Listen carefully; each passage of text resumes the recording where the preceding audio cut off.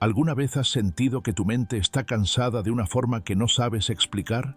No un cansancio físico, como si te faltara sueño, sino algo distinto, como si llevaras demasiado tiempo absorbiendo algo que ni siquiera puedes nombrar. No has corrido una maratón, no has trabajado 14 horas seguidas, apenas te has movido de la silla, y aún así hay niebla, una especie de embotamiento extraño en la cabeza. Tus pensamientos van más lentos, la motivación, desaparecida, y por mucho que descanses, no parece que nada se reinicie. Así que haces scroll un rato, abres YouTube, TikTok, un podcast, lo que sea, con tal de sentir algo, distracción, estímulo, ruido, lo que sea, y durante unos minutos parece que funciona. Te ríes con una tontería, aprendes un dato curioso, sientes una chispa fugaz, pero luego desaparece, y lo que queda es una mezcla rara de inquietud y vacío. Ese ciclo de intentar escapar, sin llegar nunca a ningún sitio, es algo que cada vez más personas describen, como si estuviéramos atrapados en un bucle mental donde nada termina de asentarse, como si el cerebro estuviera siempre procesando, pero nunca digiriendo, y empieza a notarse, no en grandes colapsos, sino en síntomas más discretos: dificultad para concentrarse, un murmullo constante de ansiedad, la incapacidad de estar a solas con tus propios pensamientos sin agarrar una pantalla, y esa sensación persistente de que algo dentro no va bien. El problema es que casi nadie lo cuenta, porque seguimos siendo funcionales, seguimos yendo al trabajo, contestando mensajes, aparentando normalidad, y asumimos que quizá estamos exagerando, o peor aún, que estamos rotos. Pero, ¿y si no estamos rotos en absoluto? ¿Y si esto no tiene que ver con falta de voluntad, ni con pereza, ni con defectos personales? ¿Y si lo que pasa es que nuestro cerebro está sobreestimulado, crónica, continua, silenciosamente sobreestimulado, y nadie nos enseñó qué hacer con eso? Esto no es algo para lo que estuviéramos preparados, porque la sobreestimulación no siempre es ruido, no es necesariamente pánico ni caos. A veces se presenta como nada, como pasar una hora deslizando contenido y no recordar nada de lo que viste, como tener 5 pestañas abiertas y no sentir interés por ninguna, como ver una serie mientras miras el móvil, mientras respondes mensajes y aún así sentirte aburrido.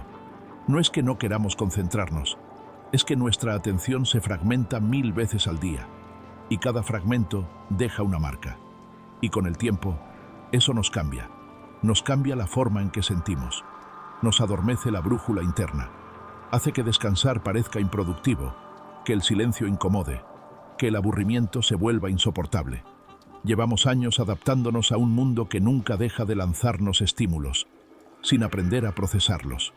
Y ahora estamos saturados, no de forma evidente, no entre el caos, sino de una manera sutil, lenta, que te va adormeciendo sin saber por qué. Esto no es solo un problema tecnológico, es un cambio emocional y psicológico que está transformando cómo experimentamos el mundo y cómo nos experimentamos a nosotros mismos. Y quizá lo más inquietante sea que ocurre tan poco a poco, tan silenciosamente, que la mayoría ni siquiera se da cuenta de que se está ahogando en estímulos, hasta que intenta parar. Lo extraño es que nadie nos avisó de que se sentiría así. Nos dijeron que Internet nos conectaría, que la tecnología haría la vida más fácil, que más acceso, más contenido, más información nos haría más inteligentes, más rápidos, mejores. Y quizá, por un tiempo, fue así. Pero nadie nos explicó que conexión no es lo mismo que intimidad, que estimulación no es lo mismo que alimento, y que atención, la moneda del mundo digital, no es lo mismo que presencia. En algún momento, la cantidad reemplazó a la calidad. Empezamos a intercambiar profundidad por velocidad, reflexión por reacción, soledad por entrada constante de estímulos. Y lo más inquietante es que ni siquiera notamos cuándo ocurrió el cambio, porque no se sintió dramático, se sintió conveniente. ¿Por qué quedarte con un pensamiento cuando puedes deslizar hacia el siguiente? ¿Por qué sentir tristeza si hay 100 vídeos preparados para hacerte reír? ¿Por qué reflexionar si puedes consumir? Poco a poco, la distracción se convirtió en nuestro estado por defecto, no porque seamos débiles, ni porque seamos vagos, sino porque somos humanos y vivimos en un entorno diseñado para secuestrar nuestra atención y externalizar nuestras emociones. Piénsalo. Cada vez que te aburres un poco, tu mano va al móvil. Cada vez que te sientes un poco ansioso, abres una pestaña, un feed, un reel. Cada vez que hay una pausa, entre reuniones, entre pensamientos, entre respiraciones, la llenas. No con descanso, sino con contenido. Nos hemos vuelto expertos en evitar el malestar antes incluso de que aparezca. Pero la verdad es que no lo evitamos. Lo enterramos bajo ruido. Y con el tiempo, ese malestar no procesado, los pensamientos que nunca terminas, las emociones que no llegas a sentir, las pausas que nunca te das, empieza a acumularse dentro. Se convierte en tensión física, en ansiedad sin nombre, en un peso invisible que cargamos, no por un trauma inmenso, sino por 1000 micromomentos en los que nunca nos permitimos aterrizar. Por eso tantos estamos cansados todo el tiempo, no solo físicamente, sino mentalmente, emocionalmente, existencialmente. Porque cuando cada momento del día está lleno de entrada, cuando no queda espacio para la quietud, tu cerebro deja de distinguir qué importa de verdad. Todo se vuelve ruido, incluso lo que antes tenía sentido. Y eso es lo que nadie nos dijo, que la sobreestimulación no solo te distrae, también te desorienta. Dejas de fiarte de tus propias señales internas. Olvidas cómo se siente el verdadero descanso. Olvidas cómo suenan tus emociones debajo del algoritmo. Y así seguimos. Mantenemos el gesto de la funcionalidad. Pero por dentro, nos vamos desconectando poco a poco del núcleo de quienes somos. No porque hayamos fallado, sino porque nos adaptamos para sobrevivir en un entorno que nunca fue pensado para sentirse como hogar. Lo más difícil de todo esto es que, desde fuera, no parece sufrimiento. No grita, no colapsa, se camufla. Te despiertas, miras el móvil, empiezas el día, respondes mensajes, haces tus tareas. Quizá incluso te ríes, quizá tienes un buen día, pero en algún momento, entre una cosa y otra, aparece esa sensación muda de ausencia, como si una parte de ti estuviera mirando desde fuera. Y como técnicamente no hay nada mal, te convences de que es solo una fase. Te dices que estás cansado, que necesitas un descanso, que todo está bien. Pero vuelve, esa tensión invisible, esa incapacidad de sentirte enraizado, esa sensación de que la vida ocurre a tu alrededor, pero no contigo. Así que buscamos formas de adormecerlo. Le llamamos desconectar cuando pasamos 4 horas deslizando. Decimos que estamos poniéndonos al día con series, cuando vemos temporadas enteras que ni nos gustan. Nos convencemos de que estamos descansando, pero no se siente como descanso. Se siente como desconexión, como huir sin saber muy bien de qué. Nos hemos vuelto tan buenos en actuar normal, que se nos olvida mirar cómo nos sentimos de verdad. Asumimos que, mientras sigamos en movimiento, estamos bien. Pero moverse no es lo mismo que tener dirección. Y el silencio, sobre todo el silencio interior, no siempre es paz. A veces es desconexión. La verdad es que nos da miedo parar. No porque no queramos descansar, sino porque el descanso ya nos resulta ajeno.